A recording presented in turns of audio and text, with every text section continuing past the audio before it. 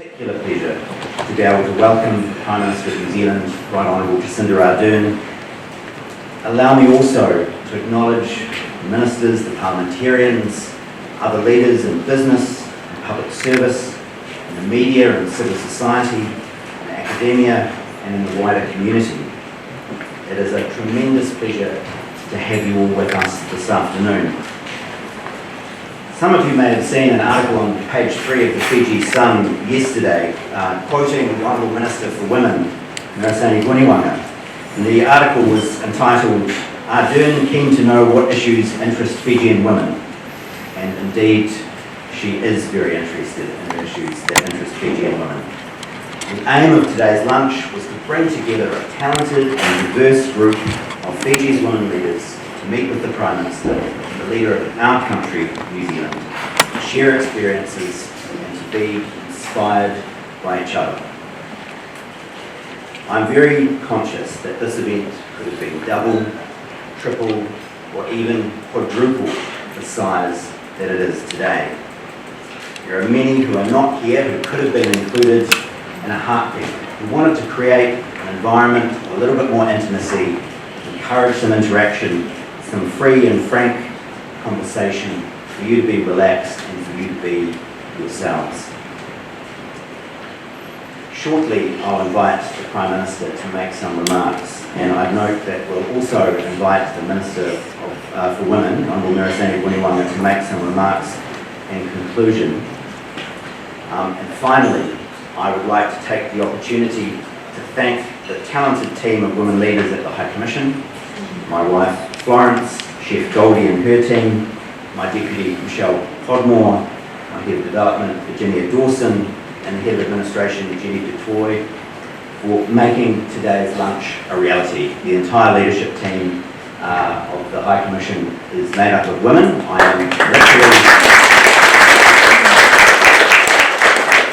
am literally the odd man out. But without further ado, it's my pleasure to invite Right Honourable Jacinda Ardern to make some remarks.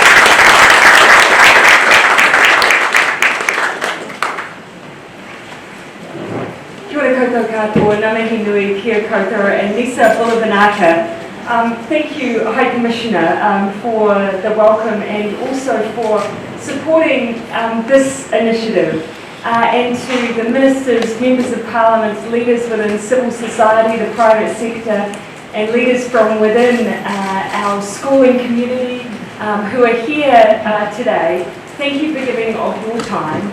I'm deeply appreciative and honoured by your presence here today. This opportunity for us to come together today really stemmed from an informal conversation I had with 8 parliamentarians, women from Fiji who came to New Zealand last year, and we had a chance to sit down and discuss some of the issues that women face in Fiji, some of the hopes and aspirations, and really what I would say is that the common ground that sits within both New Zealand and Fiji and women in both societies, and the desires that we have to continue to see progress. And in that conversation I said, look, I'm intending to be in Fiji soon, let's continue the conversation. So welcome everyone to the conversation we started last year. We'll pick up where we left off, but we've expanded it a little bit. I do want it to be a two-way dialogue though. I appreciate that's hard to do when there are people observing your conversation. And so whilst I'm going to give some introductory comments, what I'm hoping is that once everyone's had a little something to eat, and once our friends from the media have departed, I'll come back up here and we'll then start, I hope, the conversation. So please prepare anything you'd like to discuss, any questions you may have, and don't hold back. There's very rarely a situation where I'm asked a question that I've not been asked before, not least from our friends in the media. So the things that I wanted to just briefly cover off today are firstly, some of the work that we're doing together. There is hope and seeds of hope in the progress that has been made through your leadership in many cases. And I do want to acknowledge that the empowerment of women in the Pacific is a priority for us in New Zealand, but is being very much, of course, led by women for women in the Pacific. And amongst us today are many of those who are part of the UN Commission on Status of Women's review work that's being undertaken in New York in early March, and I'm so pleased that our Ministry for Women in New Zealand has been supporting some of the preparatory work for that meeting in March. But beyond that, we have a partnership with Fiji's Ministry for Women and Children and Poverty Alleviation, and Minister, I acknowledge all the work that you're doing, particularly your strong emphasis on gender equality, the release of the National Action Plan on eliminating violence against women and girls, and that's an area we wish to continue to partner and work together. But all of those initiatives, I think, demonstrate common ground. That for all of the differences that we may have in our societies between, say, New Zealand and Fiji, there are areas where we are absolutely united in the progress that we wish to make. New Zealand society is not free of these issues. We ourselves are still very openly looking to tackle issues of gender violence in particular, domestic and intimate partner violence, violence against children, inequality in pay, issues of economic sovereignty for women. And in my view, so long as we have those differences in our society, we must always be champions for women, domestically and internationally. So as much as we can say there are differences between us, there is commonality as well. And there's commonality whether you're in politics, civil society, the private sector, anywhere. Anyone who looks at New Zealand, though, may be under the misapprehension that we've made gains and therefore perhaps we don't need as much attention on these issues. I'm quite obviously a woman and Prime Minister, and I'm the third, so this is not new for New Zealand. We have now a Chief Justice who has just followed on from a previous female Chief Justice. Our Governor General is a woman, and that's not new for us either. We've had a Speaker of our House of Representatives who's been a woman. But again, for me, that demonstrates our ability to have women in leadership, but it doesn't necessarily tell the story of what's happening for women who are in our low-paid sectors, the issue of women who experience violence in our societies. So we cannot let that, I think, tell a complete story when it doesn't. But that tells the story of why we need women in politics. That is why we need women in politics. I do want to commend Fiji, though. The representation you have of women in your parliamentary system represents the highest representation in the Pacific, excluding New Zealand and Australia at 20%. We have parliaments now in the Pacific where there are no women. And those are in some areas where we have some of the highest gender-based violence in the Pacific. Again, I say that not from a position where somehow we have any superiority on this issue. We have our own issues to address, but we wish to address them alongside other women in leadership. So I feel a sense of responsibility to help promote women in politics. And I think I'd love to spread what you've been able to do here and further strengthen what we've been able to do here. So what are the barriers to that? And I'll finish this on this quick point. There are physical barriers.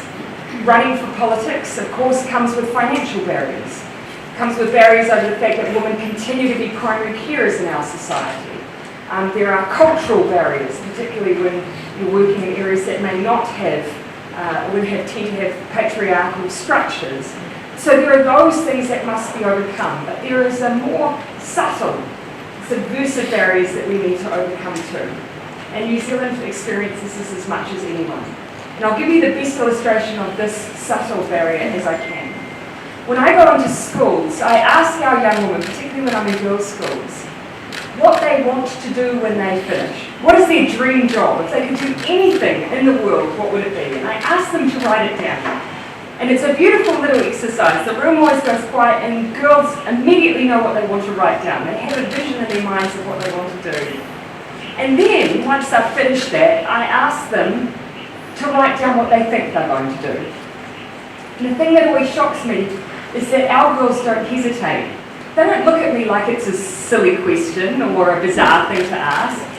They just shrug their shoulders and think, of course, okay, what am I actually going to do? I ask the room often whether or not they've written two different things. And the thing I notice when I ask girls, relative to when I ask boys, is girls almost always more often will write down two different things. That the thing that they hope and dream to do is not the thing they think they'll do. That they've already in their minds, at the tender age of 16 and 17, created a barrier as to why they can't achieve or fulfill their own expectations. And for our girls to be doing that at a young age, that frightens me. There are enough barriers that they will come across in their own lives for them not to put them in front of themselves. And so one little example, there was a young girl in this exercise once who wrote down two different things, and I said to her, will you tell me what your first thing was? She said, I'd like to be a doctor. And I said, well, what did you write down second? She said, I think I'll work in travel. I said, why will you not be a doctor? She said, because I think there'll be other people who will be better at it than me. I said, what do you think would happen if every doctor thought that? And this is our universal challenge, building the confidence of women and girls in every society, in every member of the Pacific Islands, be it New Zealand, be it Fiji, be it Papua New Guinea, be it the Solomon Islands, building up the confidence of our girls and our women. And we have a job to do in removing the physical barriers that sit before them, but we also have a job to do in ensuring they feel empowered personally. And that's not just about politics, that's about civil society, that's about the private sector. It's in every single element of where our young girls aspire to be. So that's one of the challenges that I feel we have a responsibility on as well, that goes beyond just the political. But I'd like to continue this conversation after we've perhaps had lunch, after we've said farewell. So please do think of things you'd like to talk about and feel free to be very, very open. In the meantime, thank you for joining us today. Nō reira, tēnā koutou, tēnā koutou, tēnā tātou.